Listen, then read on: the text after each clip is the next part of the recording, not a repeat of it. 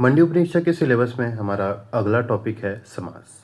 तो इस वीडियो में हम लोग जानेंगे कि समास होते क्या हैं, समास के कितने प्रकार होते हैं और समास के क्या उपयोग हैं। तो स्टार्ट करते हैं परिभाषा से। समास दो या दो से अधिक शब्दों से मिलकर बने हुए नए सार्थक शब्द को क्या कहते हैं, समास। मतलब जिसमें दो से अधिक शब्द हों। शब्द की बातें हो रही हैं यहाँ पे। शब्द शब्द समझते हैं, ये एक पूरा शब्द है लेकिन ये एक वर्ण है। वर्ण से मिलकर बने नए सार्थक शब्द को हम लोग संधि कहते हैं, ठीक है। और जो शब्द शब्द से मिलकर बनते हैं उसे हम लोग समास कहते हैं। जैसे उदाहरण देखते हैं, प्रतिदिन। प्रतिदिन दो शब्दों से मिलकर बना है, प्रत्येक और दिन। उसको संयुक्त रूप से हम लोग समासिक पद पे क्या बोलते हैं, प्रतिदिन। यश प्राप्त, यश प्राप्त, यश को प्राप्त, यश को प्राप्त को हम लोग क्या कहते हैं, यश प्राप्त। चरण कमल, चरण के समान कमल। ये बहुत सारे दो से अधिक यहाँ पे शब्द हैं, इनसे मिलकर क्या बना है, एक समासिक पद बना है, चरण कमल। यही होता है हमारा समास। तो यहाँ तक हमने देखा कि समास होता क्या है। समास में दो या दो से अधिक शब्दों से मिलकर जो एक नया सार्थक शब्द बनता है उसे हम लोग क्या कहेंगे, समास। जैसे प्रत्येक दिन, प्रत्येक दिन से मिलकर एक शब्द बना प्रतिदिन, तो प्रतिदिन हमारा क्या हो गया, समास, ठीक। चार राहों का समूह, इन चारों शब्दों से मिलकर बना चौराहा, ये हो गया हमारा समास। समासिक पद, समास के नियमों से बने हुए शब्द को समासिक पद या समासिक शब्द कहते हैं। समास के जितने नियम रहते हैं उसे नियमों से बंधे हुए शब्द को हम लोग क्या कहते हैं, समासिक शब्द। जैसे प्रतिदिन, प्रतिदिन देखा। यश प्राप्त, चरण कमल, चौराहा, पाप पुण्य, लंबोदर, ये सब हमारे क्या हैं, समासिक पद, समासिक शब्द। ये एक लिमिटेशन, एक नियमों से बंधे हुए हैं, ये एक समासिक शब्द हैं। अब देखते हैं समास विग्रह। हमने समास देखा, समास होता क्या है, दो या दो से अधिक शब्दों से मिलकर बने एक सार्थक शब्द को, नए सार्थक शब्द को हम लोग क्या कहते हैं, समास। लेकिन जब इसका ठीक उल्टा हो जाए तब हम लोग उसे क्या कहेंगे, देखते हैं। समास विग्रह, समासिक पद के शब्दों को अलग अलग करके उनके बीच के संबंध को स्पष्ट करना समास विग्रह कहलाता है। जैसे प्रतिदिन समासिक पद है, इसका विग्रह प्रत्येक दिन। हमने देखा कि समास होते क्या है, दो या दो से अधिक शब्दों से बने नए शब्द को हम लोग क्या कहते हैं, नए सार्थक शब्द को हम लोग क्या कहते हैं, समास। और ठीक इसका उल्टा, अगर समासिक पद को या समास को हम लोग अलग अलग फिर से करें, उसको विच्छेद करें, तो हमारे क्या कहलाएगा, समास विच्छेद या समास विग्रह। उसको अलग अलग करना ही हमारे क्या कहलाएगा, समास विग्रह। जैसे उदाहरण देखते हैं, प्रतिदिन। प्रतिदिन का हमारा समास विग्रह क्या होगा, प्रत्येक दिन। प्रतिदिन एक समासिक पद है जो प्रत्येक दिन का एक, प्रत्येक दिन दो शब्दों से मिलकर एक समास पद बना है जिसको हम लोग प्रतिदिन बोले हैं, ठीक है। तो इसका विग्रह क्या होगा, प्रत्येक दिन। यश प्राप्त, यश को प्राप्त। चरण कमल, चरण के समान कमल। चौराहा, चार राहों का समूह। पाप पुण्य, पाप और पुण्य। लंबोदर, लंबा है उदर जिनका, अर्थात गणेश। ये हमारे क्या कहलाते हैं, समास विग्रह। यहाँ तक हमने देखा कि समास होते क्या हैं, समास विग्रह क्या होता है। समास होते हैं दो शब्दों से मिलकर बने नए शब्द को हम लोग क्या कहेंगे, समास। और ठीक इसका उल्टा, अगर वो दो शब्द जो थे जिनसे वो बना है नया पद या नया शब्द, उसको हम लोग अलग अलग फिर से करेंगे तो हमारा क्या कहलाएगा, समास विग्रह, ठीक। पद, पद होते क्या हैं देखते हैं। समास रचना में दो पद होते हैं, पहले को पूर्व पद और दूसरे को उत्तर पद कहते हैं। जैसे चरण कमल में चरण पूर्व पद है और कमल उत्तर पद है। पद जो रहते हैं हमारे समास में, दो पद रहते हैं। पहला रहता है पूर्व पद जो सामने आता है, और सामने हमेशा नहीं आता पूर्व पद, और एक उत्तर पद होता है। दो पद होते हैं जो दूसरे को उत्तर पद कहते हैं। ये इनका अलग अलग समास में अलग अलग स्थान रहता है, ठीक है। एक रहता है पूर्व पद जो पहले होता है, पहले को पूर्व पद, और दूसरे को हम लोग उत्तर पद कह देते हैं। चरण कमल में जैसे चरण पूर्व पद है हमारा और कमल जो है उत्तर पद है।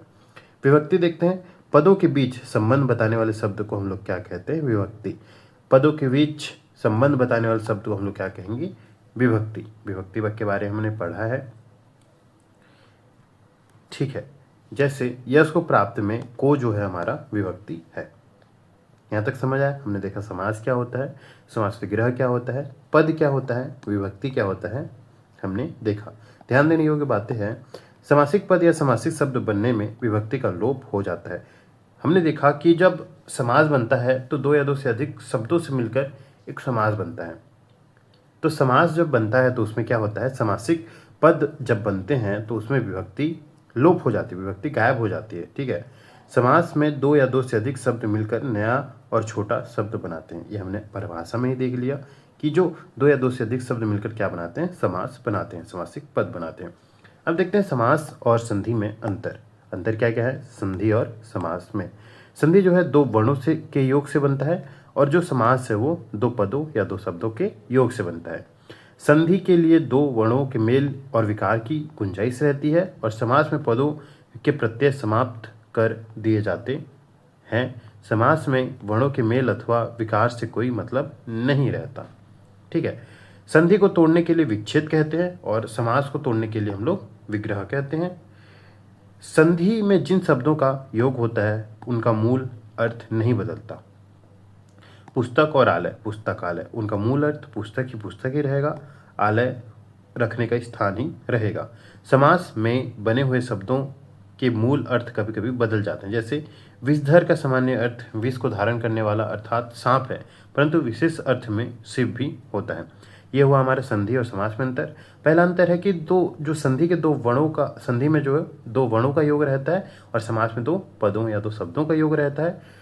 और संधि में संधि के दो वर्णों में मेल और विकार की गुंजाइश रहती है और समास में पदों के प्रत्यय समाप्त कर दिए जाते हैं। समास में वर्णों के मेल अथवा विकार से कोई मतलब नहीं रहता।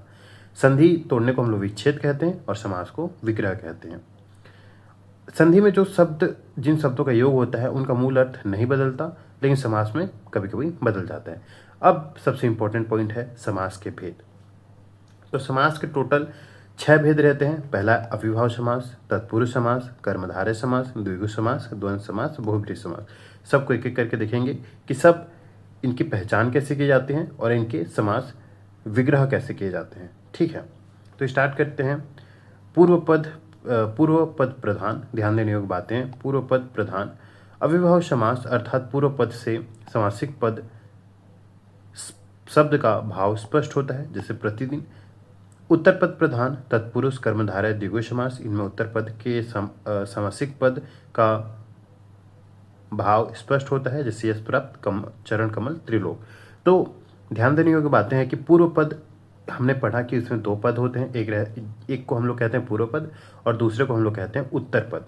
तो पूर्व पद किन किन समास में रहता है, किन किन समास के प्रकार में पूर्व पद प्रधान रहता है। एक है अविभाव, इसमें जो पूर्व पद रहता है मतलब पहले आने वाला पद जो रहता है वो प्रधान रहता है उसके उत्तर पद से। उत्तर पद प्रधान में कौन कौन से, तत्पुरुष, कर्मधारय और द्विगु समास। इनमें क्या होता है कि उत्तर पद जो रहता है, जो पीछे वाला पद रहता है वो ज़्यादा महत्वपूर्ण रहता है, ज़्यादा प्रधान रहता है। ठीक है, इसके बाद एक और आता है दोनों पद प्रधान, जिसमें इसका उदाहरण है द्वंद्व समास, जिसमें दोनों पद समान रूप से महत्व रखते हैं। इसे हम लोग दोनों पद प्रधान द्वंद्व समास कहते हैं। दोनों पद अप्रधान ऐसा एक समास है जिसे बहुब्रीहि समास कहते हैं, जिसके पूर्व पद और उत्तर पद दोनों प्रधान नहीं होते। इसमें जो तीसरा है उसका कुछ तीसरा मतलब दोनों पदों से मिलकर एक तीसरा अर्थ निकलता है, उसे हम लोग प्रधान मानते हैं। ऐसा किसमें होता है, बहुब्रीहि समाज में। जैसे दशानन, 10 आनन हैं जिसके अर्थात रावण, गिरिधर, गिरि को धारण करने वाले अर्थात कृष्ण। ये हो हमारे ध्यान देने योग्य बातें। जिसमें पूर्व पद प्रधान रहता है वे होते हैं अविभाव, जिसमें उत्तर पद वो हमारा रहता है तत्पुरुष, द्विगु और कर्मधारय समास। दोनों पद प्रधान में द्वंद्व समास और दोनों पद अप्रधान में बहुब्रीहि समास। अब एक एक करके सभी समास को देखते जाते हैं। सबसे पहला समास है हमारा अविभाव समास। तो अविभाव समास होता है क्या है, जिस समास में प्रथम पद प्रधान हो। हमने देखा कि हमने 4 प्रकार देखे, जिसमें प्रथम पद समान प्रधान हो, फिर उत्तर पद प्रधान हो जिसमें दोनों पद प्रधान हो, और चौथा जिसमें दोनों पद अप्रधान हो। तो सबसे पहला प्रकार था जिसमें प्रथम पद जो है वो प्रधान हो, उसका उदाहरण है अविभाव समास। इसमें क्या रहता है, प्रथम पद इसमें प्रधान रहता है और वो द्वितीय पद का अव्यय रहता है। ठीक है, और द्वितीय पद का वह अव्यय रहता है, उसे हम लोग क्या कहते हैं, अविभाव समास कहते हैं। एग्जाम्पल देखेंगे तो और ज़्यादा क्लियर होगा। इसकी पहचान समानता कैसे होता है? प्रथम पद जो रहता है अनु, अ, आ, यति, प्रति, भर, हर होता है। पहचान किस तरह होती है? इसमें जो प्रथम पद रहता है वो अनु, अ, आ, यति, प्रति, भर होता है। इसके संकेत सूत्र देखते हैं, ये बहुत इंपॉर्टेंट है। अगर आपको किसी समासिक पद का समास विग्रह करना है तो आप इस संकेत सूत्र से आपको यह पता चल जाएगा कि वह कौन सा समास है और उसका विग्रह कैसे करना है। ठीक है, तो इसका संकेत है अविभाव समास में पहला पूर्व पद प्रधान रहता है और वह अव्यय रहता है, उत्तर पद अप्रधान रहता है, उसे हम लोग क्या कहेंगे? अविभाव समास। प्रथम पद पूर्व पद जो रहता है वो प्रधान रहता है और अव्यय रहता है, और जो उत्तर पद है वो अप्रधान रहता है। जैसे एग्जाम्पल देखते हैं, समासिक पद है आजन्म। हमने देखा पहचान चिन्ह में क्या रहता है? अनु रहता है या अ रहता है, आ, यति, प्रति, भर, हर होता है। तो सबसे पहला समासिक पद है आजन्म। आजन्म में आ रहा है पहले, तो यह हमारा पहचान तो हमें यही से होगी कि अविभाव समास है। तो आजन्म मतलब जन्म से लेकर। आजीवन, इसमें भी आ गया। जीवन पर्यंत, जीवन भर। आमरण, मरण तक। आसमुद्र, समुद्र तक। गली, गली, प्रत्येक गली। इसमें गांव, गांव, प्रत्येक गांव। हमारा यह अविभाव समास है। घर, घर, प्रत्येक घर, हर घर। इसमें क्या है कि हर हो, प्रति हो, तो यह हमारा क्या आ जाता है? अविभाव समास। निडर, डर रहित। निसंदेह, संदेह रहित। प्रतिदिन, प्रति आ गया। प्रत्येक दिन, दिन, दिन। प्रतिवर्ष, प्रतिवर्ष, वर्ष, वर्ष। भरपेट, पेट भर के। यथानियम, नियम के अनुसार। यथामति, मति के अनुसार। यथाविधि, विधि के अनुसार। यथा शक्ति, शक्ति के अनुसार। यथा शीघ्र, जितना शीघ्र हो। यथा समय, समय के अनुसार। रातों रात, रात ही रात में। साफ साफ, बिल्कुल साफ।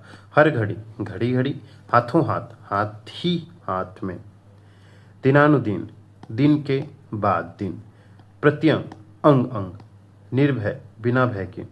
उपकुल, कुल के समीप। प्रत्यक्ष, अक्षी के प्रति, आंख के प्रति, आंख के आगे। समक्ष, अक्षी के सामने, आंख के सामने। समक्ष मतलब अक्षी के सामने। निधड़कन, बिना धड़कन के। बखूबी, खूबी से, खूबी के साथ। यथार्थ, अर्थ के अनुसार। प्रत्येक, एक एक, हर एक। मनमाना, मन के अनुसार। बेकाम, बिना काम का। बेलाग, बिना लाग का। आपादमस्तक, आपाद मस्तक, आपाद मस्तक, पाद के पाद से मस्तक तक, आपाद मस्तक। प्रत्युपकार, उपकार के प्रति। परोक्ष, अक्षी के परे। बेफायदा, बिना फायदे का, बेफायदा, बिना फायदे का। बेखटके, बिना खटके के। बेरहम, बिना रहम के। यथारुचि, रुचि के अनुसार। याव जीवन, जब तक जीवन है। अवसरानुसार, अवसर के अनुसार। श्रद्धानुसार, श्रद्धा के अनुसार। यथाक्रम, क्रम के अनुसार। यथा संभव, जितना संभव हो सके। यथा सामर्थ्य, सामर्थ्य के अनुसार। यथा स्थिति, स्थिति के अनुसार। यथा कर्म, कर्म के अनुसार। यह हुआ हमारा अविभाव समास। अविभाव समास में होता क्या है? पूर्व पद जो रहता है वो प्रधान होता है। और इसकी पहचान कैसी होती है? इसमें जो प्रथम पद रहता है वो अनु, अ, आ, यति, प्रति, भर, हर होता है। ठीक, इसके बाद दूसरा देखते हैं हम लोग तत्पुरुष समास। जिस समासिक पद का उत्तर पद प्रधान हो। अविभाव समास में हमने देखा कि अविभाव समास में उसका प्रथम पद प्रधान रहता है और उत्तर पद जो रहता है वो अप्रधान रहता है। ठीक इसके ऑपोजिट क्या रहता है? तत्पुरुष समास में उत्तर पद प्रधान रहता है, मतलब बाद वाला पद प्रधान रहता है और दोनों के बीच कारक चिन्ह लुप्त होते हैं। कारक चिन्ह हमने देखा, कर्ता ने कर्म को करण चिन्ह से जान, कर्ता ने कर्म को करण चिन्ह से दान। संप्रदान काको के लिए अपादान से मान। संबंधन काके की री अधिकरण में पर कारक चिन्ह बखान। ठीक, तो इसका जो रहता है उसका लोप रहता है तत्पुरुष समास में, और उसी को हम लोग को ज्ञात करके समास का विग्रह करना रहता है। जिस समासिक पद है धर्म गुरु, धर्म का गुरु, धर्म का गुरु, धर्म गुरु, धर्म ग्रंथ में, धर्म का ग्रंथ, धर्म गुरु भी हो जाएगा। धर्म ग्रंथ में धर्म का ग्रंथ, तो का यहाँ पे लोप था, इसलिए हमारा क्या हो जाएगा? तत्पुरुष समास। राजकुमार, राजा का कुमार, का यहाँ लोभ था, इस वजह से हमारा क्या हो जाएगा तत्पुरुष समास। तो तत्पुरुष समास क्या रहता है, तत्पुरुष में जो उत्तर पद रहता है वो प्रधान रहता है और इन दोनों के बीच कारक चिन्ह का लोप रहता है। इसका संकेत सूत्र देखते हैं। तत्पुरुष समास जो पूर्व पद है वो विशेषण रहता है और अप्रधान रहता है, गौण रहता है, लेकिन उत्तर पद जो रहता है विशेष्य, जिसके बारे में बातें हो रही होती है, और वह प्रधान रहता है। विशेषण और विशेष्य आपको पता होगा, विशेष्य जिसके बारे में विशेषता बताई जा रही है और विशेषता जिस विशेषता के बारे में बात बताई जा रही हो उसे विशेषण कहते हैं, वह हमारा तत्पुरुष समास रहता है। तो तत्पुरुष समास का संकेत सूत्र क्या है, पूर्व पद अप्रधान रहता है और विशेषण रहता है, उत्तर पद हमारा विशेष्य रहता है और प्रधान रहता है। इसके उदाहरण देखते हैं। सबसे पहला है धर्म ग्रंथ, धर्म का ग्रंथ। धर्म जो है वो हमारा विशेष्य विशेषण है, लेकिन जो ग्रंथ है हमारा विशेष्य है और वो प्रधान है। ठीक, देखते हैं आगे।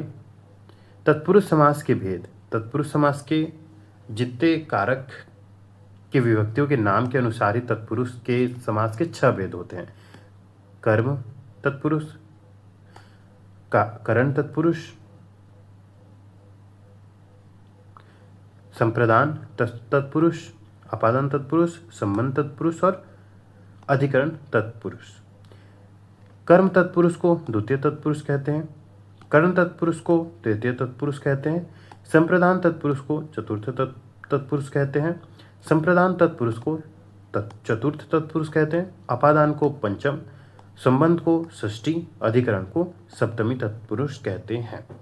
कर्म में को का लोप रहता है, करण में से के द्वारा का लोप रहता है, संप्रदान तत्पुरुष में के लिए विभक्ति का लोप रहता है, अपादान तत्पुरुष में से विभक्ति का लोप रहता है, संबंध तत्पुरुष में का के की का लोप रहता है, अधिकरण में पर आदि का लोप रहता है।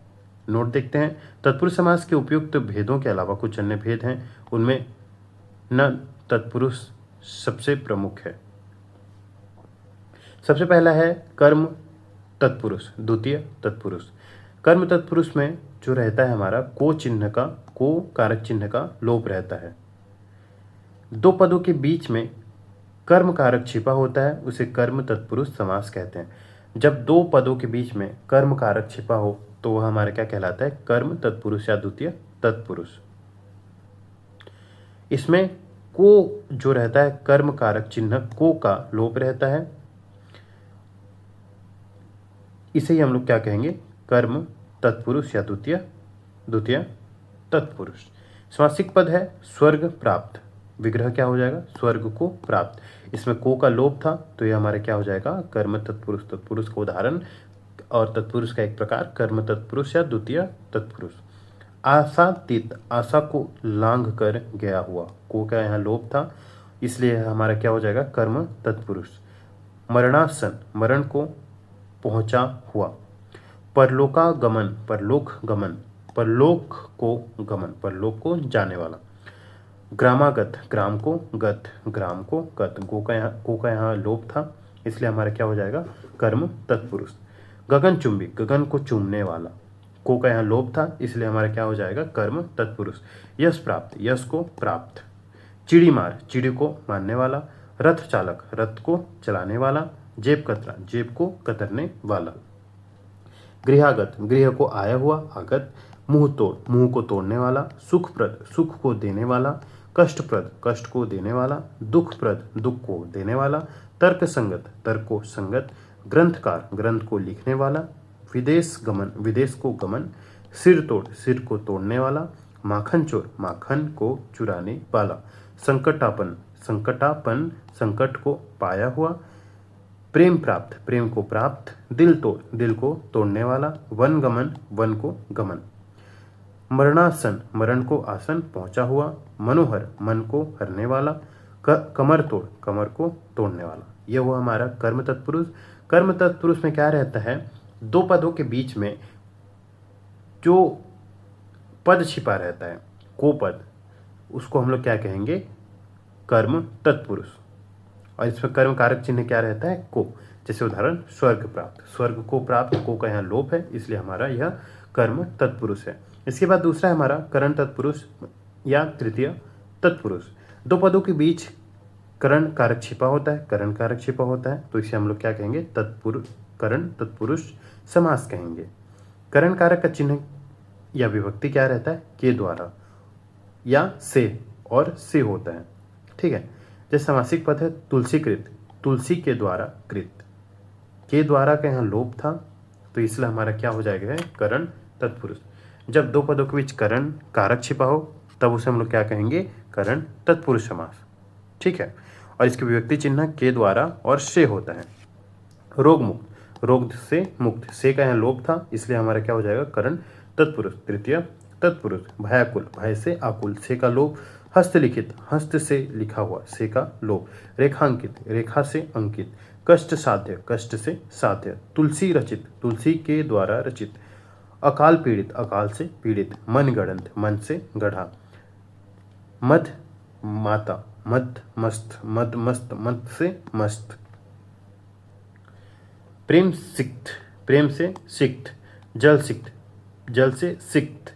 रस भरा, रस से भरा। मेघाच्छन्न, मेघ से आच्छन्न। रोग पीड़ित, रोग से पीड़ित। रोग ग्रस्त, रोग से ग्रस्त। मुंह मांगा, मुंह से मांगा। दुर्खात, दुर्ख से आर्त। मगांध, मद से अंध। देह चोर, देह से चोर। पद दलित, पद से दलित। शोकाकुल, शोक से आकुल। करुणापूर्ण, करुणा से पूर्ण। शोकग्रस्त, शोक से ग्रस्त। शोकार्थ, शोक से आर्थ। श्रमजीवी, श्रम से जीने वाला। कामचोर, काम से चोर। मुंह चोर, मुंह से चोर। मन चाहा, मन से चाहा। सुर रहित, सुर के द्वारा। सुर रचित, सुर रचित, सुर के द्वारा रचित। ईश्वर दत्त, ईश्वर के द्वारा दिया हुआ। रत्न जड़ित, रत्न से चढ़ा हुआ। रेल यात्रा, रेल के द्वारा यात्रा। बोध गम्य, बोध के द्वारा गम्य। वचनबद्ध, वचन से बद्ध। हस्तलिखित, हस्त के द्वारा लिखा हुआ। दोषपूर्ण, दोष से पूर्ण। गुणयुक्त, गुण से युक्त। प्रकाशयुक्त, प्रकाश से युक्त। ऋणग्रस्त, ऋण से ग्रस्त। अभावग्रस्त, अभाव से ग्रस्त। विद्याहीन, विद्या से हीन। बिहारी रचित, बिहारी के द्वारा रचित। ये हुए हमारे करण तत्पुरुष। करण तत्पुरुष में क्या रहता है? दो पदों के बीच करण कारक छिपा रहता है, उसे हम लोग क्या कहेंगे? करण तत्पुरुष या तृतीय तत्पुरुष। और जो करण कारक का चिन्ह क्या रहता है? के द्वारा और से। और के द्वारा और से का लोप अगर दो पदों के बीच हो तब उसे हम लोग क्या कहेंगे? करण तत्पुरुष या तृतीय तत्पुरुष। इसके बाद है संप्रदान तत्पुरुष। संप्रदान तत्पुरुष या चतुर्थी तत्पुरुष। दो पदों के बीच संप्रदान कारक छिपा होता है, उसे संप्रदान तत्पुरुष कहते हैं। दो पदों के बीच क्या रहता है? संप्रदान तत्पुरुष, संप्रदान कारक अगर छिपा रहता है तो उसे हम लोग क्या कहेंगे? संप्रदान तत्पुरुष। और संप्रदान कारक का चिन्ह क्या रहता है? के लिए। अगर के लिए का लोप अगर दो पदों के बीच हो तब उसे हम लोग क्या कहेंगे? संप्रदान तत्पुरुष। जैसे समासिक पद है युद्ध भूमि, विग्रह है युद्ध के लिए भूमि। के लिए का युद्ध भूमि में लोप था, इसलिए हमारा क्या हो जाएगा? संप्रदान तत्पुरुष चतुर्थी तत्पुरुष। युद्ध के लिए भूमि। देश भक्ति, देश के लिए भक्ति, इसमें के लिए का लोप था देशभक्ति में, यही इसीलिए हमारा संप्रदान तत्पुरुष या चतुर्थी तत्पुरुष होगा। हवन सामग्री, हवन के लिए सामग्री, के लिए का यहाँ लोप था। देव बलि, देव के लिए बलि। हथकड़ी, हाथ के लिए कड़ी। हथघड़ी, हाथ के लिए घड़ी। रसोई घर, रसोई के लिए घर। स्नान घर, स्नान के लिए घर। क्रीड़ा घर, क्रीड़ा क्षेत्र, क्रीड़ा के लिए क्षेत्र। विद्यालय, विद्यालय के लिए आलय। सत्याग्रह, सत्य के लिए आग्रह। राह खर्च, राह के लिए खर्च। पाठशाला, पाठ के लिए शाला। देश प्रेम, देश के लिए प्रेम। माल गोदाम, माल के लिए गोदाम। गुरु दक्षिणा, गुरु के लिए दक्षिणा। डाक गाड़ी, डाक के लिए गाड़ी। शिवापर्ण, शिव के लिए आपर्ण। सभा भवन, सभा के लिए भवन। लोक हितकारी, लोक के लिए हितकारी। मार्ग व्यय, मार्ग के लिए व्यय। साधु दक्षिणा, साधु के लिए दक्षिणा। पुत्र शोक, पुत्र के लिए शोक। ब्राह्मण दय, ब्राह्मण के लिए दय। गौशाला, गो के लिए शाला। देवालय, देव के लिए आलय। विधानसभा, विधान के लिए आलय। प्रयोगशाला, प्रयोग के लिए शाला। यज्ञशाला, यज्ञ के लिए शाला। परीक्षा भवन, परीक्षा के लिए भवन। रणभूमि, रण के लिए भूमि। शपथ पत्र, शपथ के लिए पत्र। हवन कुंड, हवन के लिए कुंड। सचिवालय, सचिव के लिए, सचिवों के लिए आलय। पुण्य दान, पुण्य के लिए दान। रेल भाड़ा, रेल के लिए भाड़ा। युद्धाभ्यास, युद्ध के लिए अभ्यास। युवाड़ी, युवाओं के लिए वाड़ी। नाट्यशाला, नाट्य के लिए शाला। देशापर्ण, देश के लिए अपर्ण। कृष्णापर्ण, कृष्ण के लिए अपर्ण। विवाह मंडप, विवाह के लिए मंडप। न्यायालय, न्याय के लिए आलय। तपोवन, तप के लिए वन। ये हुआ हमारा संप्रदान तत्पुरुष। संप्रदान तत्पुरुष में क्या रहता है, दो पदों के बीच संप्रदान कारक छिपा रहता है और संप्रदान कारक चिन्ह क्या रहता है हमारा, के लिए। मतलब के लिए का लोप अगर दो पदों के बीच हो के लिए का लोप, तब यह हमारा क्या होगा, संप्रदान तत्पुरुष समास। ठीक है, इसके बाद हम लोग देखेंगे चौथा अपादान तत्पुरुष पंचमी तत्पुरुष। दो पदों के बीच अपादान कारक छिपा रहता है, उसे अपादान तत्पुरुष कहते हैं। और अपादान कारक चिन्ह क्या रहता है हमारा, से। अगर से का लोप दो पदों के बीच हो तब वो हमारे क्या कहलाएगा, अपादान कारक। जैसे पहला एग्जाम्पल है समासिक पद भयभीत, भय से भीत। से का यहाँ लोप था तो इसलिए हमारा क्या हो जाएगा, यह अपादान तत्पुरुष पंचमी तत्पुरुष। देश निकाला, देश से निकाला। से का यहाँ लोप था तो इसलिए हमारे क्या हो जाएगा, अपादान तत्पुरुष या पंचमी तत्पुरुष समास। धर्म भ्रष्ट, धर्म से भ्रष्ट। दो पदों के बीच, धर्म और भ्रष्ट के बीच जो अपादान कारक है से, उसका लोप है, इसलिए हमारा क्या हो जाएगा, अपादान तत्पुरुष या पंचमी तत्पुरुष। धनहीन, धन से हीन। जन्मांध, जन्म से अंधा। बलहीन, बल से हीन। नेत्रहीन, नेत्र से हीन। पद भ्रष्ट, पद से भ्रष्ट। स्थान भ्रष्ट, स्थान से भ्रष्ट। माया रिक्त, माया से रिक्त। पद पाप मुक्त, पाप से मुक्त। ऋण मुक्त, ऋण से मुक्त। ईश्वर विमुख, ईश्वर से विमुख। स्थान च्युत, स्थान से च्युत। लोकोत्तर, लोक से उत्तर परे। शक्तिहीन, शक्ति से हीन। जल रिक्त, जल से रिक्त। प्रेम रिक्त, प्रेम से रिक्त। व्यय मुक्त, व्यय से मुक्त। धर्म विमुक्त, धर्म से विमुख। पदच्युत, पद से च्युत। धर्मच्युत, धर्म से च्युत। मरणोत्तर, मरण से उत्तर। गुणहीन, गुण से हीन। पद मुक्त, पद से मुक्त। बंधन मुक्त, बंधन से मुक्त। लक्ष्य भ्रष्ट, लक्ष्य से भ्रष्ट। ज्ञान भ्रष्ट, ज्ञान से भ्रष्ट। सेवा निवृत्त, सेवा से निवृत्त। लाभ रहित, लाभ से रहित। त्रुटिहीन, त्रुटि से हीन। कार्य मुक्त, कार्य से मुक्त। यह हुआ हमारा अपादान कारक। अपादान कारक में जो दो पदों के बीच अपादान कारक छिपा रहता है, उसे हम लोग क्या कहेंगे, अपादान तत्पुरुष पंचमी तत्पुरुष। और अपादान कारक चिन्ह क्या रहता है हमारा, से।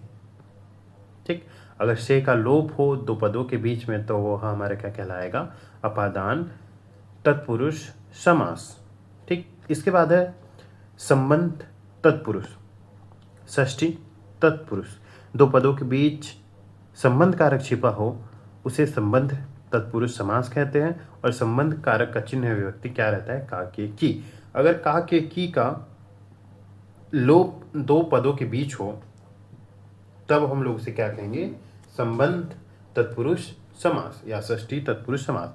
जैसे समासिक पद है राजसभा, राजसभा में की का लोप है। राजा की सभा, की का लोप है यहाँ पे, तो ये हमारा क्या हो जाएगा, संबंध तत्पुरुष समास। युद्ध क्षेत्र, युद्ध का क्षेत्र, का यहाँ लोप था इसलिए हमारा यह क्या हो जाएगा, संबंध तत्पुरुष समास या षष्ठी तत्पुरुष समास। दो पदों के बीच में हमारा कारक चिन्ह छिपा है, कौन सा, संबंध कारक चिन्ह छिपा हुआ है, तो यह हमारा क्या कहलाएगा, संबंध तत्पुरुष या षष्ठी तत्पुरुष समास। जलधारा, जल की धारा, की का यहाँ लोप है दो पदों के बीच में, जलधारा के बीच में, तो इसलिए हमारा यह क्या हो जाएगा, संबंध तत्पुरुष या षष्ठी तत्पुरुष समास। सेनापति, सेना का पति। पराधीन, पर के अधीन। राजकुमार, राजा का कुमार। देशवासी, देश का वासी। लखपति, लाखों लाख रुपयों का पति। राजमाता, राजा की माता। आज्ञानुसार, आज्ञा के अनुसार। राजपुरुष, राजा, राज का पुरुष। लोकसभा, लोक की सभा। जल प्रभाव, जल का प्रभाव। घुड़ दौड़, घोड़ों की दौड़। प्रजापति, प्रजा का प्रति। चंद्रोदय, चंद्र का उदय। गुरु सेवा, गुरु की सेवा। देश सेवा, देश की सेवा। सेना नायक, सेना का नायक। चरित्र चित्रण, चरित्र का चित्रण। राजगृह, राजा का गृह। अमरस, आम का रस। राज दरबार, राजा का दरबार। सभापति, सभा का पति, मुखिया। विद्यासागर, विद्या का सागर। अन्नदान, अन्न का दान। श्रमदान, श्रम का दान। त्रिपुरारी, त्रिपुर का अरि, त्रिपुरारी। राजभवन, राजा का भवन। प्रेमोपासक, प्रेम का उपासक। प्रेमोद्धार, ग्रामोद्धार, ग्राम का उद्धार। मृग छौना, मृग का छौना। राजपुत्र, राजा का पुत्र। पुस्तकालय, पुस्तक का आलय। राष्ट्रपति, राष्ट्र का पति, मुखिया। हिमालय, हिम का आलय। आनंदाश्रम, आनंद का आश्रम। देवालय, देव का आलय। रामायण, राम का अयन। खरारी, खर का री। गंगाजल, गंगा का जल। रामोपासक, राम का उपासक। देश रक्षा, देश की रक्षा। शिवालय, शिव का आलय। गृह स्वामी, गृह का स्वामी। राजाज्ञा, राजा की आज्ञा। पराधीन, पर के अधीन। परिनंदा, परिनिंदा, पर दूसरे की निंदा। विश्वास पात्र, विश्वास का पात्र। शिक्षा पद्धति, शिक्षा की पद्धति। मृत्युदंड, मृत्यु का दंड। प्राणदंड, प्राणों का दंड। शासन, शासन पद्धति, शासन की पद्धति। राजभाषा, राज्य शासन की भाषा। पशु बलि, पशु की बलि। कर्मयोग, कर्म का योग। जलधारा, जल की धारा। मंत्रिपरिषद, मंत्री की परिषद। मतदाता, मत का दाता। प्राणदान, प्राणों का दान। जीवन दान, जीवन की, जीवन का दान। गोमूत्र, गो का मूत्र। गौ सेवा, गौ की सेवा। सूर्योदय, सूर्य का उदय। अक्षांश, अक्ष का अंश। ग्रामोत्थान, ग्राम का उत्थान। सत्रावसन, सत्र का आवसन। शस्त्रानुकूल, शस्त्र के, शास्त्र के अनुकूल, शास्त्रानुकूल। नगर सेठ, नगर का सेठ। मातृभाषा, मातृ की भाषा। ग्रंथावली, ग्रंथ की अवली। सूर्यास्त, सूर्य का अस्त होना। दीपावली, दीपों की अवली। समूह, पंक्ति। प्रश्नोत्तर, प्रश्नों का उत्तर। राजदूत, राज का दूत। रघुवंश, रघु का वंश। सभाध्यक्ष, सभा का अध्यक्ष। अमचूर, आम का चूरा। देशभक्त, देश का भक्त। यदुवंश, यदु, यादवों का वंश। लोकोक्ति, लोक की उक्ति। शब्दकोश, शब्दों का कोश। रामचरित, राम का चरित्र या चरित। दुख सागर, दुख का सागर। ये हुआ हमारा संबंध कारक, संबंध कारक वाला संबंध तत्पुरुष समास। तो इसमें क्या रहता है कि दो पदों के मध्य संबंध कारक का लोप होता है और संबंध कारक चिन्ह हमारा क्या रहता है, का के की। इसका लोप हो तो हमारा क्या रहेगा, संबंध तत्पुरुष समास। इसके बाद है अंतिम सप्तमी तत्पुरुष या अधिकरण तत्पुरुष। जब दो पदों के बीच में अधिकरण कारक छिपा हो तो उसे हम लोग क्या कहेंगे, अधिकरण तत्पुरुष समास। अधिकरण कारक का चिन्ह या विभक्ति क्या रहता है, में, पर। अगर दो पदों के बीच में अधिकरण कारक छिपा हो, अधिकरण कारक का लोप हो और अधिकरण कारक चिन्ह क्या रहता है, में पर, मतलब में पर का अगर लोप हो दो पदों के बीच में, तब हम लोग उसे क्या कहेंगे, अधिकरण तत्पुरुष समास या सप्तमी तत्पुरुष समास। जैसे देखते हैं पुरुषोत्तम, पुरुषों में उत्तम, में का यहाँ लोप है तो ये हमारा क्या हो जाएगा, अधिकरण तत्पुरुष समास या सप्तमी तत्पुरुष समास। में का लोप होने के कारण पुरुष सिंह, पुरुषों में सिंह, में का यहाँ लोप था तो इसलिए हमारा क्या हो जाएगा, अधिकरण तत्पुरुष समास या सप्तमी तत्पुरुष समास। दो पदों के बीच मतलब पुरुष और सिंह के बीच में में का लोप था, इसलिए हमारा क्या हो जाएगा, अधिकरण तत्पुरुष समास। ग्राम वास, ग्राम में वास। शास्त्र प्रवीण, शास्त्र में प्रवीण। आत्मनिर्भर, आत्म स्वयं पर निर्भर। क्षत्रियाधर्म, क्षत्रियों में अधम। शरणागत, शरण में आगत। हरफन मौला, हर फन में मौला। मुनिश्रेष्ठ, मुनियों में श्रेष्ठ। नरोत्तम, नरों में उत्तम। ध्यान मग्न, ध्यान में मग्न। कवि श्रेष्ठ, कवियों में श्रेष्ठ। दानवीर, दान में वीर।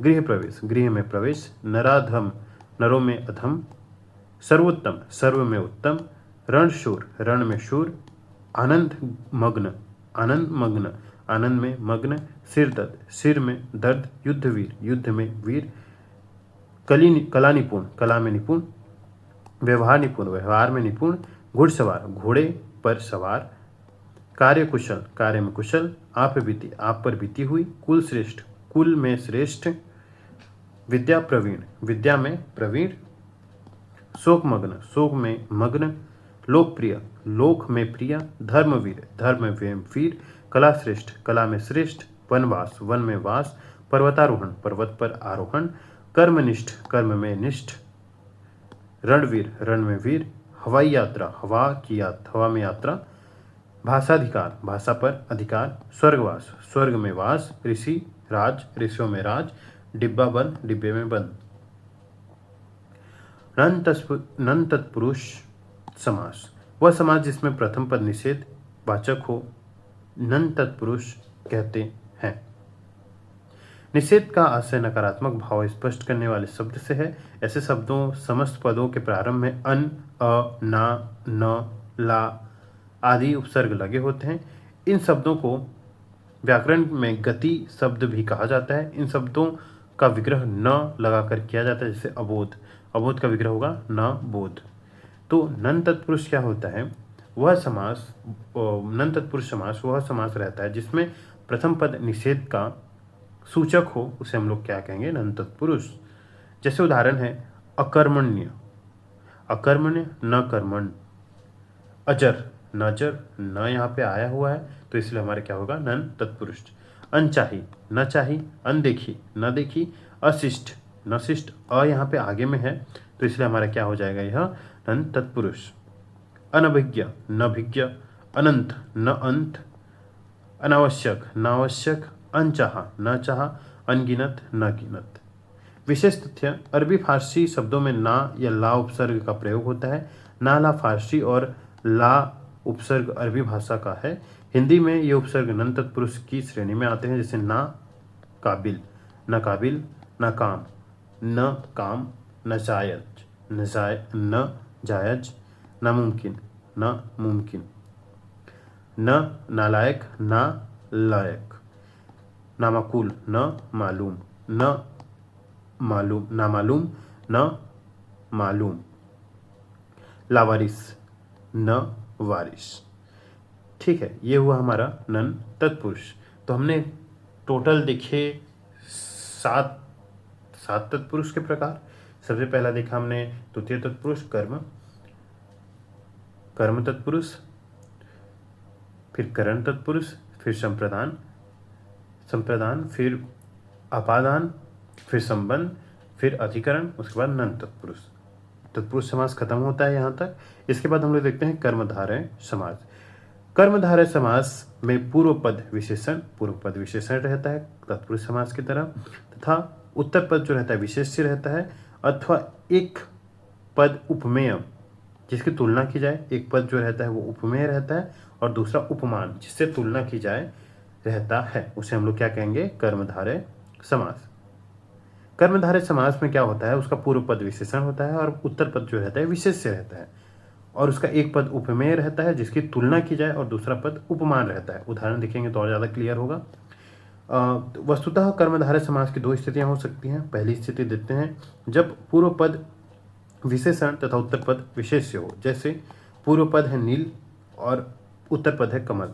इनमें पूर्व पद नील और नील कमल की विशेषता बता रहा है, अतः विशेषण हुआ, और कमल जो है वो विशेष्य हुआ जिसकी विशेषता बताई जा रही है। तो यह हमारा विशेषण विशेष्य कर्मधारय समास हुआ, क्योंकि इसमें विशेषण पहले है। नील कमल में नीला जो है वो कमल है, तो नीला विशेषण है और यह किसकी विशेषता बताई जा रही है, यहाँ पे कमल की विशेषता। तो उत्तर पद जो है हमारा विशेष्य और पूर्व पद जो है विशेषण, इसलिए हमारे यहाँ क्या हो जाएगा, कर्मधारय समास। दूसरा है समास के दो पदों में उपमेय उपमान का संबंध होता है। जैसे कमल नयन अर्थात कमल के समान नयन, यहाँ उपमेय नयन जो है उपमेय है और कमल जो है उपमान है। मतलब जिसके उपमेय मतलब होता है जिसकी तुलना की जाए, और उपमान जिससे तुलना की जाए। तो कमल नयन, जो नयन है वो किसके समान है? कमल के समान है। तो इसमें किसकी तुलना की जा रही है? इसकी तुलना की जा रही है, नयन की तुलना की जा रही है कमल के साथ। तो कमल हमारा क्या हो जाएगा? उपमान, और नयन हमारा क्या हो जाएगा? उपमेय। यहां तक समझ आया? जिससे जिसकी तुलना की जाए, नयन की तुलना की जा रही है, और जिससे तुलना की जाए कमल से तुलना की जा रही है, तो हमारा उपमान कहलाएगा। जिससे तुलना की जाए उपमेय, और जिसकी तुलना की जाए उपमेय, और जिससे तुलना की जाए वो हमारा उपमान। तो ये हमारा हो जाएगा कर्मधारय समास। चरण कमल अर्थात कमल के समान चरण। उपमेय यहाँ पे क्या हो जाएगा? हमारा चरण, जिसकी तुलना की जा रही है, और जिससे तुलना की जा रही है, किससे तुलना की जा रही है? कमल से। वो हमारा क्या हो जाएगा? उपमान। यही हमारा कहलाता है उपमेय उपमान कर्मधारय समास। उपमेय उपमान कर्मधारय समास और विशेषण विशेष्य कर्मधारय समास। कर्मधारय समास को पहचानने का सूत्र देखते हैं। पूर्व पद अप्रधान रहता है, विशेषण रहता है, लेकिन उत्तर पद जो रहता है वो प्रधान रहता है और विशेष्य रहता है। ठीक, इसके हिसाब से हम लोग कर्मधारय समास को पहचान सकते हैं। तो पहले प्रकार में देखते हैं विशेषण विशेष्य कर्मधारय समास। अंधकूप, अंधा है जो कूप। का पुरुष, कायर है जो पुरुष। कुबुद्धि, बुरी है जो बुद्धि।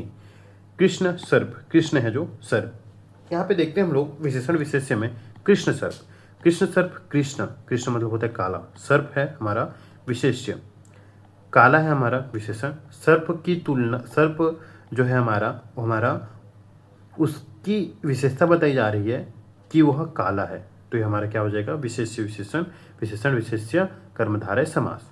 ठीक, जिसमें क्या हो कि विशेष्य की विशेषता बताई जाए उसे हम लोग कर्मधारय समास कहेंगे। और उसमें भी कौन सा समास? कर्मधारय में विशेषण विशेष्य कर्मधारय समास। कृष्ण सर्प, कृष्ण है जो सर्प। दही बड़ा, दही में डूबा हुआ बड़ा। दुरात्मा, बुरी है जो आत्मा। दुष्चरित्र, बुरा है जो चरित्र, बुरा है जिसका चरित्र। नीलकमल, नीला है जो कमल। मधुमक्खी, मधु का संचय करने वाली मक्खी। महात्मा, महान है जो आत्मा। महादेव, महान है जो देव। नीलांबर, नीला है जो अंबर। नीलकंठ, नीला है जो कंठ। नील गगन, नीला है जो गगन। पंचक्की, पानी से चलने वाली चक्की। पीतांबर, पीत है जो अंबर। पर्णकुटी, पर्ण से बनी कुटी। प्रधानाध्यापक, प्रधान है जो अध्यापक। बैलगाड़ी, बैलों से खींची जाने वाली गाड़ी। महापुरुष, महान है जो पुरुष। महाराजा, महा बड़ा है जो राजा। मालगाड़ी, माल को ढोने वाली गाड़ी। वन मानुष, वन में रहने वाला मानुष। श्वेतांबर, श्वेत है जो अंबर। सत्कर्म, सत है जो कर्म। सचरित्र, सत है जो चरित्र। गोल गुंबद, गोल है जो गुंबद। महाकवि, महान है जो कवि। महर्षि, महान है जो ऋषि। भ्रष्टाचार, भ्रष्ट है जो आचार आचरण। नीलोत्पल, नीला है जो उत्पल। उच्च शिखर, उच्च है जो शिखर। लघु कथन, लघु है जो कथन। काली मिर्च, काली है जो मिर्च। कुपुत्र, बुरा है जो पुत्र। नववधु, नव है जो वधु। सद धर्म, सत है जो धर्म। सदाचार, सद है जो आचार। मुख्यमंत्री, मुख्य है जो मंत्री। यह हो हमारा विशेषण विशेष्य कर्मधारय समास। इसके बाद हमारा उपमेय उपमान कर्मधारय समास। इसमें क्या हो? एक उपमेय हो जिसकी तुलना हम लोग उपमान से करें। जैसे नीलकमल, नीलकमल नयन, कमल नयन, कमल नयन में नयन हमारा क्या है? उपमेय। उपमान हमारा क्या है? कमल। तो नयन की तुलना हम लोग कमल से कर रहे हैं, तो इसलिए हमारा क्या हो जाएगा? उपमेय उपमान कर्मधारय समास। कमल के समान नयन। कर कमल, कमल के समान कर। कर यहाँ पे क्या हो जाएगा? हमारा उपमेय, और कमल क्या हो जाएगा? उपमान। यही हमारा क्या है? उपमेय उपमान कर्मधारय समास। मतलब उपमेय क्या होता है? जिसकी तुलना, जिससे हम लोग तुलना कर रहे हैं, और जिसकी हम लोग तुलना कर रहे हैं, नहीं, जिसकी हम लोग तुलना कर रहे हैं वो हमारा उपमेय, और जिससे हम लोग तुलना कर रहे हैं वो हमारा उपमान। उपमेय उपमान समझ आया? मतलब इसमें है कर उपमेय, कर उपमेय मतलब जिसकी हम लोग तुलना कर रहे हैं, किसके साथ कर रहे हैं? कमल के साथ कर रहे हैं, तो कमल हमारा क्या हो जाएगा? उपमान। यही हमारा है उपमेय उपमान कर्मधारय समास। विद्युत चंचलता, विद्युत के समान चंचल। विद्युत चंचला, विद्युत के समान चंचल। क्रोधाग्नि, क्रोध रूपी अग्नि। ग्रंथ रत्न, ग्रंथ रूपी रत्न। राजीव लोचन, राजीव के समान लोचन। मृग नयनी, मृग के समान नयन वाली। ज्ञान कोश, ज्ञान रूपी कोश। लौह पुरुष, लौह के समान पुरुष। मातृभूमि, मातृ के समान भूमि। चंद्र मुख, चंद्र के समान मुख। घनश्याम, घन के समान श्याम। स्त्रीधन, स्त्री रूपी धन। स्त्री रत्न, रत्न रूपी स्त्री। विद्यासागर, विद्या के समान सागर। नरसिंह, सिंह रूपी नर। प्राण प्रिय, प्राण के समान प्रिय। चरण कमल, कमल के समान चरण। मुख कमल, कमल के समान मुख। चंद्रवदन, चंद्र के समान वदन मुख। कमलाक्ष, कमल के समान अक्षी आंखें। सिंधु हृदय, सिंधु के समान हृदय। व्रज हृदय, व्रज हृदय, व्रज के समान, व्रज के समान हृदय। पाषाण हृदय, पत्थर के समान हृदय, पाषाण के समान हृदय। वचनामृत, अमृत रूपी वचन। संसार सागर, संसार रूपी सागर। कृतिलता, लता रूपी कृति। देहलता, लता रूपी देह। ये हुआ हमारा कर्मधारय समास। कर्मधारय समास में होता क्या है, इसके दो प्रकार होते हैं। पहला होता है विशेष्य विशेषण, विशेषण विशेष्य कर्मधारय समास। इसमें क्या होता है कि विशेष्य की विशेषता बताई जा रही है। पहला पद जो रहता है या दूसरा पद रहता है, दूसरा पद की विशेषता बताई जा रही होती है पहले पद द्वारा, तो इसे हम लोग विशेषण विशेष्य कर्मधारय समास कहेंगे। इसके बाद रहता है उपमेय उपमान कर्मधारय समास, जिसमें उपमेय मतलब जिसकी तुलना की जा रही हो, उपमान जिससे तुलना की जा रही हो, ऐसा उल्लेख हो दो पदों के मध्य, तो उसको हम लोग क्या कहेंगे, कर्मधारय, उपमेय उपमान कर्मधारय समास। ठीक है। इसके बाद है हमारा द्विगु समास, चौथा है हमारा द्विगु समास। जिस समासिक पद का पूर्व पद संख्यावाचक हो, संख्यावाचक विशेषण हो, उसे हम लोग द्विगु समास कहते हैं। सबसे सिंपल, अगर आपको कोई समास है तो वह कौन सा है, द्विगु समास। अगर जिसमें संख्या दिखा वो हमारा द्विगु समास है। इसमें कुछ अपवाद हैं जो बहुब्रीहि समास के साथ मेल खाते हैं, तो उसको भी हम लोग देखेंगे। द्विगु समास का पूर्व पद जो रहता है संख्यावाचक होता है, तो उसे हम लोग क्या कहेंगे, द्विगु समास। द्विगु समास को पहचानने के संकेत है पूर्व पद अप्रधान, विशेषण संख्यावाचक, उत्तर पद जो रहता है प्रधान और विशेष्य। ठीक, इसमें प्रथम पद क्या रहता है, संख्यावाची रहता है। इससे आप लोग समझ सकते हैं कि कौन सा द्विगु समास है। विशेष्य, विशेष तथ्य में द्विगु समास के लिए दो शर्तें आवश्यक है। पहला पद संख्यावाची हो, पहला पद संख्यावाची होना चाहिए। संपूर्ण पद समूह या समाहार का बोध कराता हो। संपूर्ण पद क्या कराता हो, समाहार या समूह का बोध कराता हो। कभी कभी समासिक पद का पहला पद संख्यावाची विशेषण तो होता है, किंतु संपूर्ण पद समाहार का बोध नहीं कराता, वहां द्विगु समास नहीं माना जाता। जैसे दशानन, चतुर्मुख, चतुर्मुख, दस मुख, पंचानन, त्रिनेत्र। पहला पद संख्यावाची तो है, किंतु समग्र पद समूह या समाहार का बोध नहीं कराता, अतः द्विगु समास ना मानकर बहुव्रीहि समास मानना चाहिए। तो होता क्या है, कभी कभी समासिक पद का पहला पद संख्यावाची तो हो जाता है, लेकिन उसका संपूर्ण पद समूह का बोध नहीं कराते, तो उसे हम लोग क्या कहेंगे, द्विगु समास नहीं मानेंगे। जैसे उदाहरण देखते हैं, दशानन, चतुर्मुख, चतुर्मुख, दसमुख, पंचानन, त्रिनेत्र। पहला पद संख्यावाची तो है, किंतु समग्र पद समूह या समाहार का बोध नहीं कराता। ठीक, अब द्विगु समास के कुछ उदाहरण देखते हैं। समासिक पद है चार पाई, चार पायों का समाहार या समूह। चौमासा, चार माहों का समूह समाहार। चौराहा, चार राहों का समाहार। तिरंगा, तीन रंगों का समाहार। त्रिफला, त्रिफलों का समाहार। त्रिलोक, त्रिलोकों का समाहार। त्रिवेणी, तीन वेदियों का समाहार। दुराहा, दो राहों का समाहार। दोपहर, दो पहरों का समाहार। नवनिधि, नव निधियों का समाहार। नवरत्न, नवरत्नों का समाहार। पंचतंत्र, पंचतंत्रों का समाहार। शताब्दी, शत अब्दों वर्षों का समाहार। त्रिगुण, तीन गुणों का समूह। पंचसेरी, पांच शेरों का समूह। पंचवटी, पांच वटों का समाहार। पंचपात्र, पांच पात्रों का समाहार। चतुर्वेद, चार वेदों का समाहार। षड्दर्शन, छह दर्शनों का समूह। अष्टधातु, आठ धातुओं का समाहार। दो मंजिला, दो मंजिलों का समूह। अठन्नी, आठ आनों का समूह। त्रिपिटक, तीन पिटकों का समूह।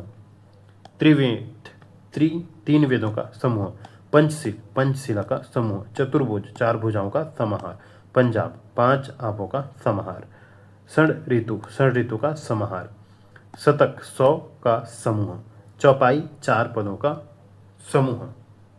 यह हमारा क्या रहता है? द्विगु समास। द्विगु समास में होता है क्या है, जो प्रथम पद रहता है वो संख्यावाचक रहता है और विशेषण रहता है और अप्रधान रहता है। द्वितीय पद हमारा क्या रहता है, इसमें प्रधान रहता है और विशेष रहता है। यह हम हो गया हमारा द्विगु समास। इसके बाद देखते हैं हम लोग द्वंद्व समास। जिस समासिक पद के दोनों पद प्रधान हो तथा विग्रह करने पर दोनों के बीच और एवं या लगता है उसे हम लोग द्वंद्व समास कहते हैं। द्वंद्व समास में दोनों पद समान रहते हैं, समान रूप से दोनों पद रहते हैं, दोनों पद प्रधान ही रहते हैं, दोनों पद प्रधान रहते हैं, उसे हम लोग क्या कहेंगे? द्वंद्व समास। द्वंद्व मतलब लड़ाई होता है, मतलब दो पदों के बीच लड़ाई हो रही है, बराबरी का युद्ध हो रहा है, तो उसे हम लोग क्या कहेंगे? द्वंद्व समास। दोनों पदों के बीच प्राय योजक चिन्ह रहता है, वह हमारे क्या रहता है? द्वंद्व समास का पहचान। अगर योजक चिन्ह है तो हमारा द्वंद्व समास है। इसमें भी कुछ अपवाद रहते हैं, जैसे गांव गांव, घर घर, ये हमारे किस में आ जाते हैं? हमारे अविभाव समास में। तो इसके भी अपवाद हम लोग देखेंगे। इसका संकेत, द्वंद्व समास का संकेत सूत्र है, द्वंद्व समास का पूर्व पद प्रधान रहता है, उत्तर पद भी प्रधान रहता है और मध्य में योजक चिन्ह रहता है। समासिक पद देखते हैं। अन्न जल, अन्न और जल, अपना पराया, अपना और पराया, अमीर गरीब, अमीर और गरीब। और जो है यहाँ पे लोप है, तो इसलिए हमारा यह क्या हो जाएगा? द्वंद्व समास। अन्न और जल दोनों बराबर, अन्न मतलब भोजन और जल दोनों का जो महत्व है वो बराबर है, इसलिए हमारा यह क्या हो जाएगा?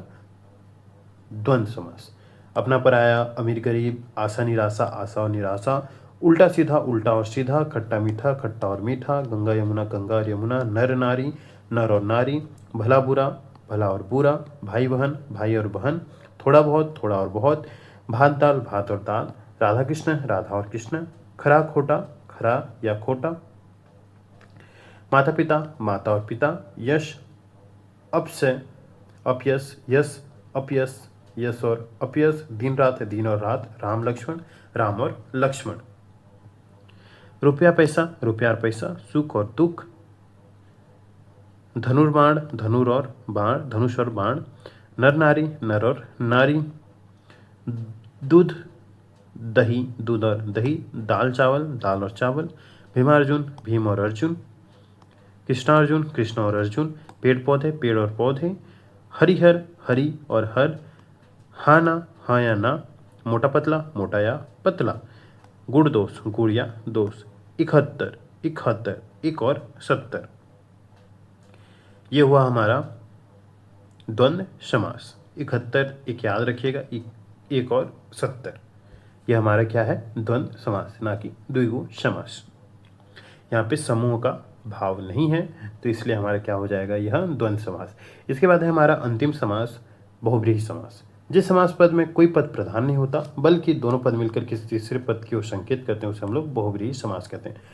द्वंद्व समास में दोनों पद प्रधान रहते हैं, जो अविभाव है उसमें हमारा प्रथम पद प्रधान रहता है, तत्पुरुष, कर्मधारय और द्विगु में हमारा द्वितीय पद प्रधान रहता है। लेकिन बहुव्रीहि समास में क्या होता है कि प्रथम पद प्रधान नहीं रहता, ना ही दूसरा पद प्रधान रहता है। इसमें ये दोनों मिलकर किसी अन्य शब्द की ओर इशारा कर रहे होते हैं, वह हमारा प्रधान रहता है। इसे ही हम लोग क्या कहेंगे? बहुव्रीहि समास।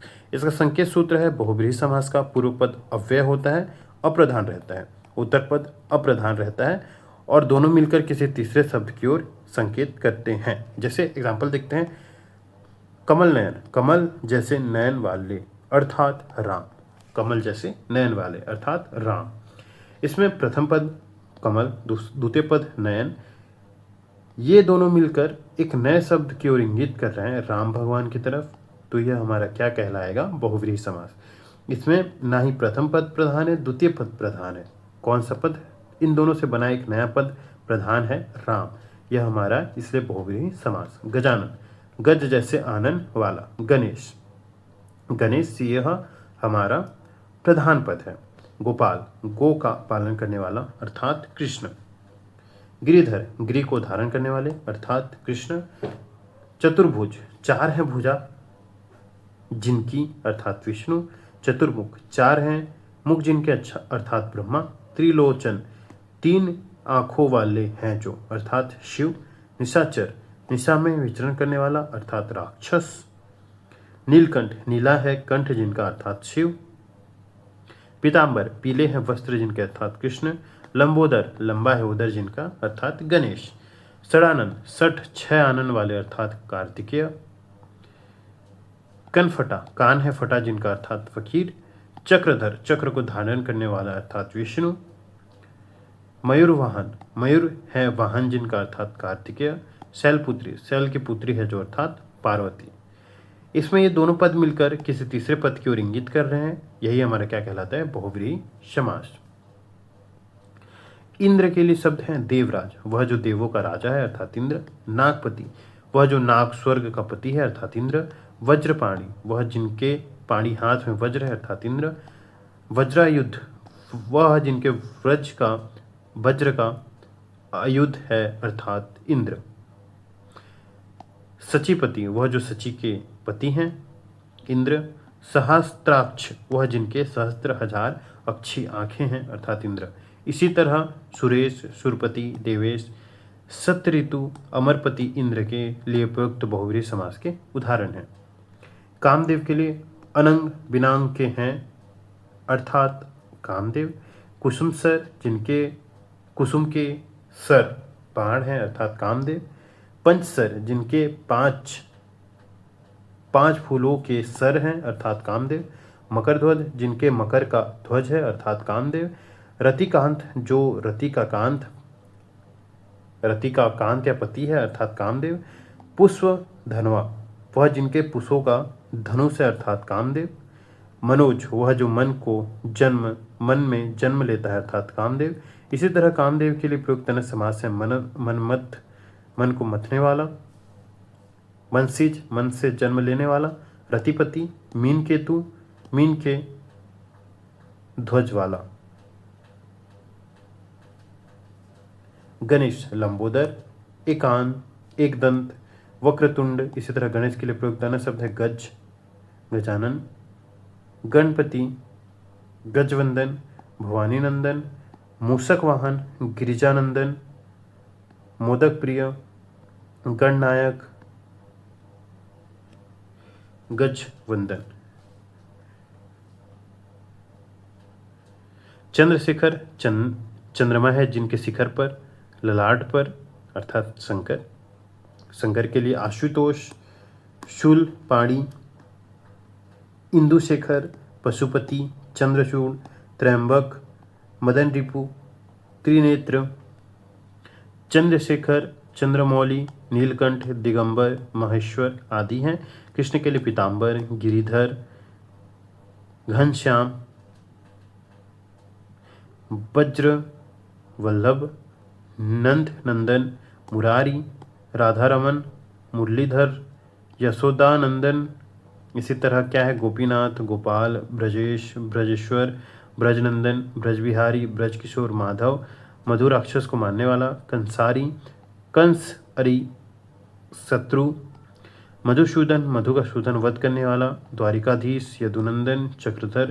कृष्ण के लिए प्रयुक्त होने वाले बहुव्रीहि समास के उदाहरण हैं। सरस्वती माता के लिए वांगदेवी, वीणापाणी, पद्मासना, वीणाधारिणी, वीणावादिनी, वागीश्वरी आदि हैं। दुर्गा के लिए सिंहवासिनी, अष्टभुजी, जगदम्बा, शिखरवासिनी। ब्रह्मा के लिए चतुर्मुख, चतुरानन, हिरण्यगर्भ, जिनका हिरण्य सोने का गर्भ है। बलराम के लिए रेवती रमन, जो रेवती के साथ रमन करते हैं अर्थात बलराम। रोहिणी नंदन, जो रोहिणी के नंदन पुत्र हैं अर्थात बलराम। हलधर, वो जो हल का धारण करते हैं बलराम। राम के लिए रघुपति, दशरथ नंदन, जानकी वल्लभ। हनुमान के लिए अंजनी सुत, ब्रजांग, महावीर, कपीश्वर, पवनसुत, अंजनी पुत्र, मारुतिसुत, कपीश, वज्रदेह। हनुमान के लिए प्रयुक्त बहुव्रीहि समास के उदाहरण हैं। विष्णु के लिए पद्मनाभ, पुंडरीक, चतुर्भुज, श्रीश, पुंडरीकाक्ष, गरुड़ ध्वज, ऋषिकेश, शेषायनी, शेषाई, चक्रपाणी, मधुरिपु, लक्ष्मीपति, नारायण, दीर्घबाहु विष्णु के लिए प्रयुक्त होने वाले बहुव्रीहि समास के उदाहरण हैं। रावण के लिए दशानन, 10 आनंद जिनके अर्थात रावण, 10 मुख, 10 कंध, 10 ग्रीव, लंकेश, लंकापति, दनुजेश, निशाचरपति, 10 माथ, 10 मौली, 10 वंदन, 10 सिर, 10 शीर्ष, 10 शीश, दैंतेय, पोलिस्त, बहुबाहु, राक्षसपति, लंकनाथपति, लंकनाथ अधिपति, रावण के लिए प्रयुक्त होने वाले बहुव्रीहि समास है। पार्वती के लिए हिमत नया, वह जो हिम की तनया पुत्री है पार्वती, हिमसुता, वह जो हिम की सुता है अर्थात पार्वती। शैल नंदिनी, वह जो शैल पर्वत हिमालय की नंदिनी पुत्री है अर्थात पार्वती। शैलजा, वह जो शैल से जन्म लेने वाली है अर्थात पार्वती। शैलतनिया, इसी तरह अर्पणा, गिरिजा, गिरिनंदिनी, गिरिसुता, दससुता, दक्षायनी, पर्वतजा, पर्वतनंदिनी, रुद्रप्रिया, रुद्राणी, शंकरप्रिया, शैलकुमारी, शैलपुत्री, स्कंदजननी, हिमगिरी सुता पार्वती के लिए प्रयुक्त होने वाले बहुव्रीहि समास है। अन्य बहुव्रीहि समास में युधिष्ठिर, वह जो युद्ध में स्थिर रहता है अर्थात धर्मराज। धनंजय, वह जो धर्म, पृथ्वी, यो भौतिक संपदा आदि का जय करता है अर्थात अर्जुन। सन्मुख, वह जिनके 60 मुख हैं अर्थात कार्तिकेय। शनानन, जिनके 60 आनंद है अर्थात कार्तिकेय। वाचस्पति, वह जो वाक का पति है अर्थात वो बृहस्पति। सप्तऋषि, वह जो ऋषि, वे जो ऋषि 7 हैं अर्थात 7 ऋषियों का विशेष, 7 ऋषि विशेष। सुतपुत्र, वह जो सूत्र सारथी का पुत्र है अर्थात कर्ण। सूर्यपुत्र, वह जो सूर्य का पुत्र है अर्थात कर्ण। विषधर, वह जो विष को धारण करने वाला अर्थात सर्प। बहुव्रीहि और कर्मधारय समास में अंतर। समास के अनेक उदाहरण ऐसे पाए जाते हैं बहुव्रीहि और कर्मधारय दोनों में समान रूप से पाए जाते हैं, जैसे नीलकंठ, पीताम्बर, कमल नयन और घनश्याम। यह अंतर मुख्य रूप से अनेक विग्रह के कारण होता है, जैसे नीलकंठ, नीला है जो कंठ, कर्मधारय समास। नीला है कंठ जिनका अर्थात शिव, बहुव्रीहि समास। पीताम्बर, पीला है जो अंबर, कर्मधारय समास। पीले हैं अंबर जिनके अर्थात कृष्ण। कमल नयन, कमल के समान नयन, कर्मधारय समास। कमल के समान नयन है जिनके अर्थात विष्णु, बहुव्रीहि समास। घनश्याम, घन के समान श्याम, कर्मधारय समान। घन के समान है जो अर्थात कृष्ण, बहुव्रीहि समास। इस तरह इन दोनों समासों में अंतर समझने के लिए इनके विग्रह पर ध्यान देना चाहिए। द्विगु समास और बहुव्रीहि समास में अंतर दिखते हैं। जहाँ पहला पद दूसरे पद विशेष की विशेषता संख्या में बताता है वहाँ द्विगु समास होता है। जहाँ संख्यावाची पहला पद दूसरा पद मिलकर किसी तीसरे की ओर इंगित करते हैं उसे हम लोग बहुव्रीहि समास कहते हैं। जैसे चतुर्भुज, 4 भुजाओं का समूह, द्विगु समास। चतुर्भुज, 4 भुजाएं जिनके अर्थात विष्णु, बहुव्रीहि समास। पंचवटी, 5 वटों का समूह, समाहार, द्विगु समास है। पंचवटी, 5 वटों से घिरा हुआ दंडकारण्य में स्थित वह स्थान जहाँ वनवासी राम ने सीता और लक्ष्मण के साथ निवास किया था, बहुव्रीहि समास। दशानन, दशानन का समूह, द्विगु समास। दशानन है जिनके अर्थात रावण, बहुव्रीहि समास। तो यह होता है हमारा समास खत्म। समास में हम लोग 6 भेद देखे, समास के 6 भेद। पहला है हमारा अव्ययभाव, जिसमें पहला पद अव्यय रहता है, पहला पद प्रधान रहता है और दूसरे पद का अव्यय रहता है। फिर हमने देखा तत्पुरुष समास, फिर कर्मधारय, फिर द्विगु, फिर द्वंद्व, फिर हमने बहुव्रीहि समास। तो इसके क्वेश्चन मैं यूट्यूब में फिर डाल दूंगा, नहीं तो मेरे टेलीग्राम चैनल पे ऑलरेडी अवेलेबल है, तो आप चेकआउट कर सकते हैं।